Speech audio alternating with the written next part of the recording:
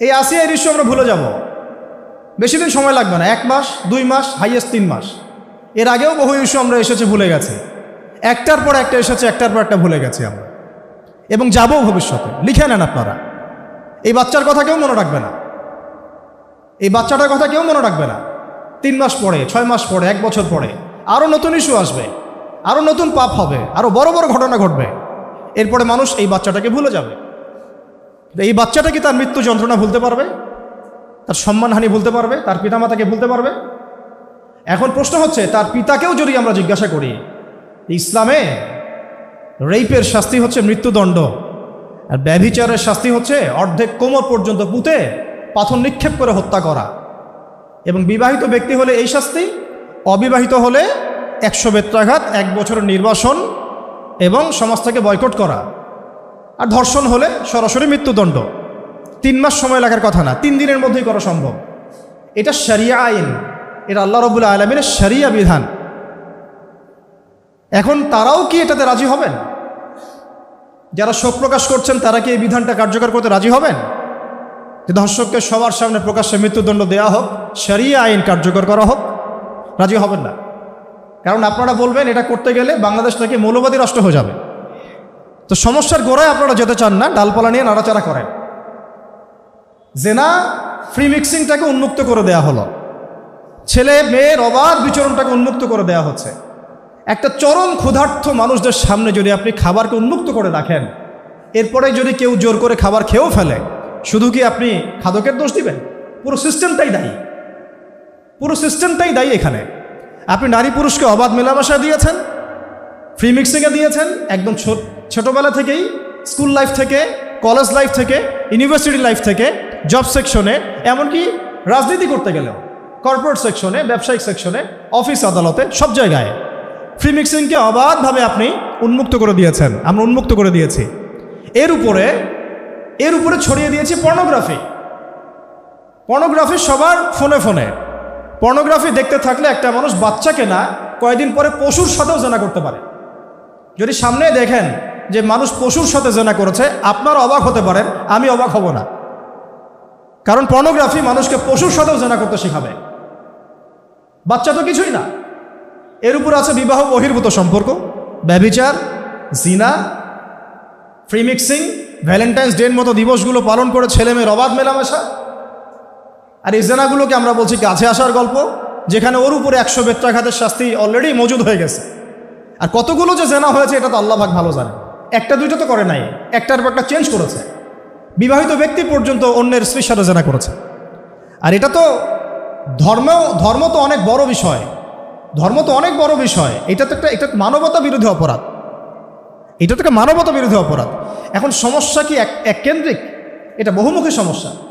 Free mixing রেখেছেন, porn চালু করে দিয়েছেন, এবং সবচেয়ে বড় কথা, এর শরঈ বিচারটুকু নিশ্চিত হচ্ছে না। তাহলে সমাজের মধ্যে এগুলো কমবে না বাড়বে? সিম্পল, সমাজের মধ্যে এগুলো বাড়বে। 6টা কাজ করেন, ইনশাআল্লাহ তাআলা কমে যাবে। প্রথমত শরঈ পর্দা নিশ্চিত করেন, দ্বিতীয়ত ফ্রি মিক্সিং বন্ধ করে দেন, তৃতীয়ত আপনারা জেনার শাস্তি চালু করেন, চতুর্থত সমকামিতা বন্ধ করেন, এলজিবিটি বন্ধ করেন, পঞ্চমত ব্যভিচারের যে রজম শাস্তি চালু করেন, শরঈ বিধান চালু করেন, পর্ন সাইটগুলোকে বন্ধ করে দেন, এবং সমাজে তাকওয়া নৈতিকতা শিক্ষাটাকে বাড়িয়ে দেন। দেখেন সমাজে জেনা কমে না বাড়ে। কিন্তু কেউ এই সমস্যার গোড়ায় যাবে না। একটা ইস্যু আসবে, একটা ইস্যু যাবে। আজকে আপনার বোন তো কালকে আমার বোন, কালকে অমুকের বোন, কালকে তার মেয়ে, নিজের ঘর পর্যন্ত চলে আসছে। আর কয়টা রিপোর্টই বা আমাদের সমাজের সামনে আসে? যে কয়েকটা রিপোর্ট সামনে এসেছে এগুলো 50%ও না। বহু মেয়ে এগুলো বলতেও পারে না লজ্জায়। আর আমি তো ওইসব মেয়েদের ব্যাপারে কথা বলা ছেড়ে দিয়েছি, যারা স্বেচ্ছায় নিজের ইজ্জতকে বিলি দেয়। তাদেরকে আমি আমার বোন পরিচয় দিতে লজ্জাবোধ করি। সমাজ থেকে গায়রত, ব্যক্তিত্ব, পর্দা, শালীনতা, হিজাব এগুলো উঠিয়ে দেওয়া হয়েছে। আপনারা কি দ্বীনি অঙ্গনের তসলিমা নাসরিন হতে চান নাকি? তারা কি দ্বীনি অঙ্গনের তসলিমা নাসরিন হতে চান? কেন আপনি একটা ছেলের সাথে হারাম সম্পর্কে জড়াবেন? কেন প্রেম করতে যাবেন? কেন আপনি তার সাথে বাইকে করে ঘুরতে যাবেন? কেন আপনি আপনার বন্ধুদের সাথে ফ্রি মিক্সিংয়ে ঘুরতে চলে গেলেন, 3 দিনের রাস্তা, 7 দিনের রাস্তা, 10 দিনের রাস্তা, অথচ আপনার উপর হজও ফরজ না মাহারাম ছাড়া। না আপনি পর্দা মানছেন, না মাহারাম মানছেন, আর সমাজে না আছে ইসলামী শরিয়া আইন অনুযায়ী বিচার, আর না আছে পর্ন বন্ধের উদ্যোগ, আর না আছে ফ্রি মিক্সিং বন্ধের উদ্যোগ। তো আপনার ইজ্জত চলে গেলে কে ফিরাই দেবে আপনাকে? আমি তো আপনার ভালোর জন্যই কথা বলছি। সমস্যা হচ্ছে আমরা সমস্যার গোড়ায় যেতে চাচ্ছি না। আজকে এই কথাটা আমি এখানে বলতে চাই নাই, শুধু কথা প্রসঙ্গে চলে আসছে যে এই যে মেয়েটা কাতরাতে কাতরাতে মারা গেল আজকে, আপনারা দেখে নিয়েন 3 মাসের মধ্যে এই মেয়েটাকে সবাই ভুলে যান। সমস্যার গোড়ায় আসেন।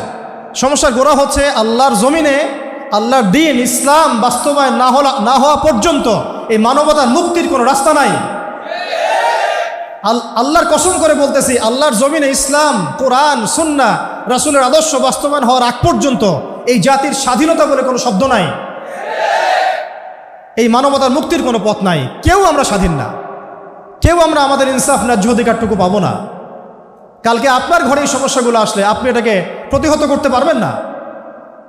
বিচার চেয়ে বেড়াবেন এক মন্ত্রণালয় থেকে আরেক মন্ত্রণালয়, ফাইল ঘুরতে থাকবে, আপনার কেস বন্ধ হয়ে যাবে, আপনার বোনের ইজ্জত ফিরে আসবে না। আর রাসূল সাল্লাল্লাহু আলাইহি ওয়াসাল্লামের জামানায় আপনি আমাকে রেপের ঘটনা দেখান কয়টা ঘটেছে? সাহাবীদের জামানায় রেপের ঘটনা দেখান কয়টা ঘটেছে? জেনার ঘটনা দেখান না কয়টা ঘটেছে? ব্যভিচার কয়টা ঘটেছে? চুরি বা কয়টা হয়েছে? ধর্ষণ কয়টা হয়েছে? ডাকাতি কয়টা হয়েছে? একটা দুইটা রেয়ার আপনি ঘটনা দেখাতে পারবেন। এবং যখন সেই ঘটনা ঘটেছে ইনস্ট্যান্ট দেন অ্যান্ড দেন নবী সাল্লাল্লাহু আলাইহি ওয়াসাল্লাম শরীয়ত আইন বাস্তবায়ন করেছে। তিনি শুধু মানুষকে তাকওয়ার ওয়াজ নসিহত করেন নাই, বরং আল্লাহর আইনও বাস্তবায়ন করেছেন।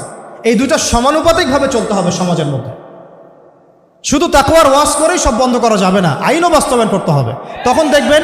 তখন দেখবেন সমাজ সমান্তরালভাবে চলবে, একটা আলোকিত সমাজ বিনির্মাণের দিকে আমরা হাঁটতে পারবো ইনশাআল্লাহ। শুধু আমি ওয়াজ করে যাব, আইনের কোনো বাস্তবায়ন নাই, আবার আইন বাস্তবায়ন নিয়ে কথা বলবো, তাকওয়ার কোনো সমাজ নাই, এভাবে হবে না। দুটো একসাথে চলতে হবে। আমরা দুটো থেকেই সমাজকে বিচ্ছিন্ন করে ফেলছি। স্কুল লাইফ থেকে তাকওয়ার শিক্ষাটাকে আস্তে আস্তে শেষ করে ফেলছি। আমি তো দেখালাম তাকওয়া তো শিখবেন আপনি কোরআন থেকে, হাদিস থেকে, সিরাত থেকে, সেটাই তো আমরা পড়ি নাই। আমি চ্যালেঞ্জ করতে পারি আমাদের স্টুডেন্টদেরকে, আল কোরআনুল কারীমের 10টা সূরার অর্থ তারা বলতে পারবেন না। হাদিসের মধ্যে 100টা হাদিস তারা মুখস্থ বলতে পারবেন না। রাসূল সাল্লাল্লাহু আলাইহি ওয়াসাল্লামের পবিত্র জীবনী তারা 20 বছরে একটা কিতাবও একাডেমিক্যালি পড়েন নাই। ইসলামের ইতিহাসের একটা কিতাব একাডেমিক্যালি পড়ানো হয় নাই। তাজকিয়া সংক্রান্ত একটা কিতাব পড়ানো হয় নাই। ফিকহের উসুলে ফিক ছাড়া আপনি কিভাবে চলবেন?